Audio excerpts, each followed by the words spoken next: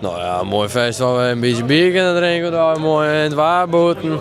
En een beetje gezellig lullenmeisje aan. En dan de jongens die tent in, dat is een beetje het idee van ons altijd.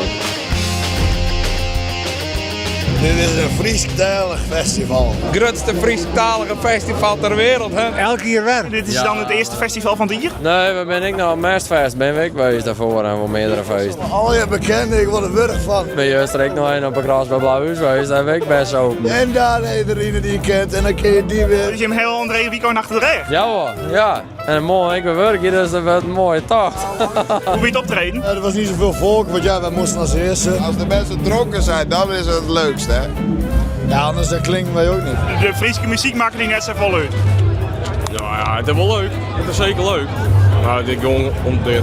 Hier spelen ik wel een rol, hè? Ja, dat is ook mooi. Dat is zeker mooi. Jette hier is altijd wel mooi, no? De sfeer, hè? Die er dan is. Ik ben er al eens eerder geweest en ik heb nog nooit zo'n feest beleefd als Jette hier is. Ja, dat gaat mal. Er is nog wat speciaals in petto voor de mensen. Heel soort eigen nummers, maar dat is leuk als nou alleen nog maar Fries maakt. En wat hoenenkampen en strafvelden en gewoon, ja, we gingen wel een feestje bouwen.